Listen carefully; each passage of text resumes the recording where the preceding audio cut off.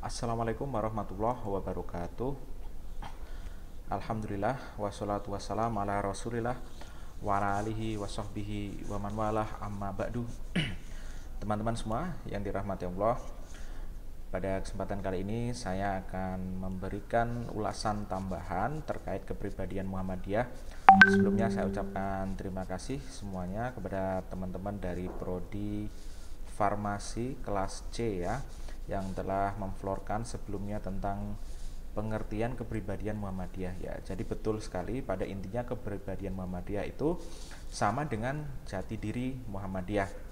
Nah, jadi menjadikan landasan hidup, landasan jalan Muhammadiyah selama beberapa waktu yang akan datang ya. Jadi selagi tidak ada revisi, maka itulah yang akan menjadi landasan hidup warga Muhammadiyah dan menjadi roadmap atau peta jalan Muhammadiyah menuju masa yang akan datang. Seperti itu.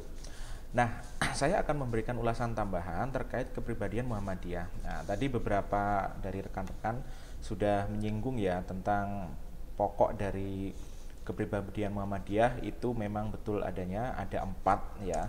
Jadi yang pertama berkenaan dengan apa itu Muhammadiyah.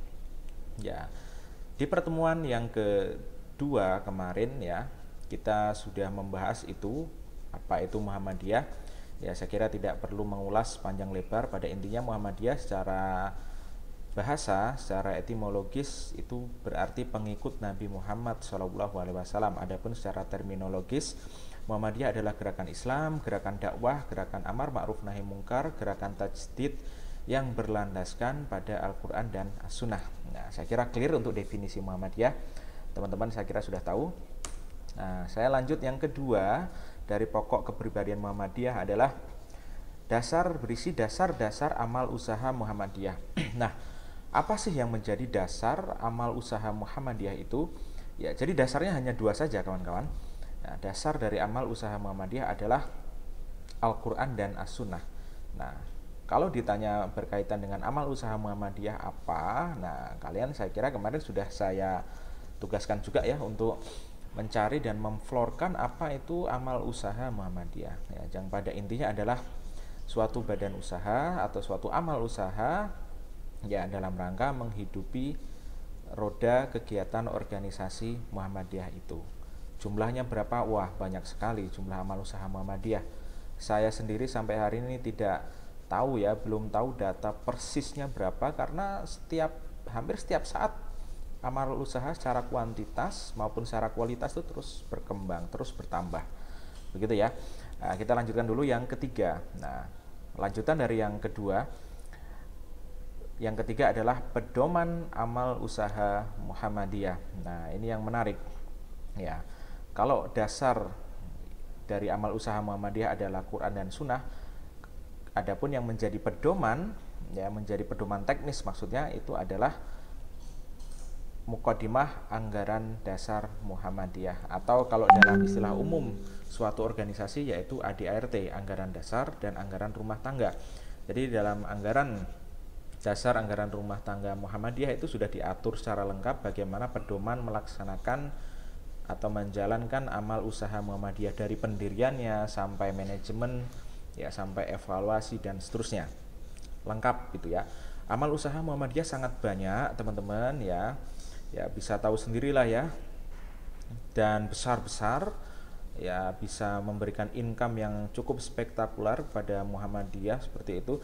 Jadi kalau tidak dikelola dengan hati-hati, tidak dikelola sesuai dengan landasan dan dasar-dasar yang telah disebutkan sebelumnya, maka mustahil amal usaha Muhammadiyah bisa sebesar saat ini. Ya, ambil contoh saja universitas kita saat ini. Ini merupakan bagian dari amal usaha Muhammadiyah.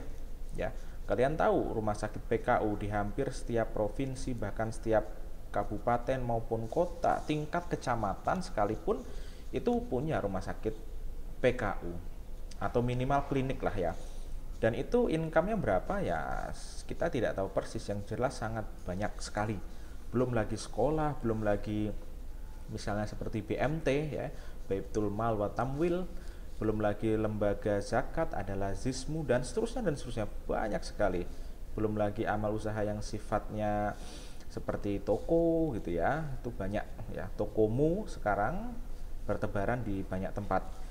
Nah, itu seputar amal usaha. Kalau memang tidak dikelola dengan berdasarkan ADART Muhammadiyah, itu akan ya tidak akan bertahan lama. Sebagai contoh ya, ini di kasus di kampung halaman saya tidak ambil kasus di tempat lain.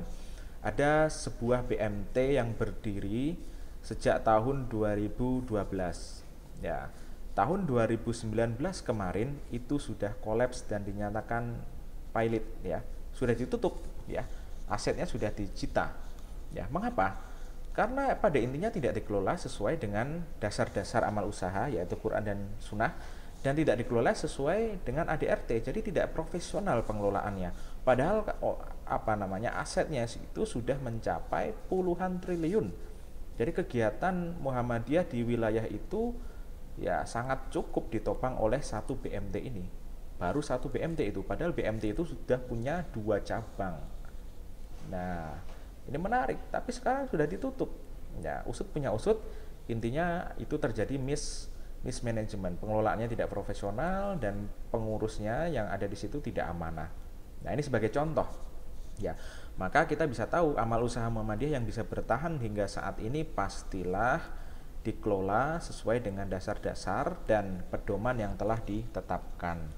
Nah, kemudian terakhir, yang keempat, ada sifat Muhammadiyah. Nah, sifat Muhammadiyah itu ada 10 kawan-kawan, dan saya kira saya akan membuatkan ulasan khusus tentang sifat Muhammadiyah ini karena ada 10 ya, jadi butuh ulasan yang lebih fokus dan agak sedikit panjang.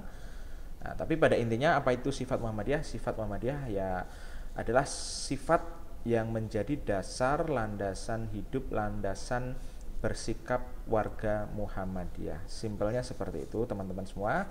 Terima kasih atas kerjasamanya dalam memflorkan definisi atau pengertian kepribadian Muhammadiyah. Dalam video ini saya hanya memberikan ulasan tambahan untuk mempertajam dari apa yang telah kalian florkan sebelumnya. Saya akhiri, wabillahi taufiq wal hidayah. Wassalamualaikum warahmatullahi wabarakatuh.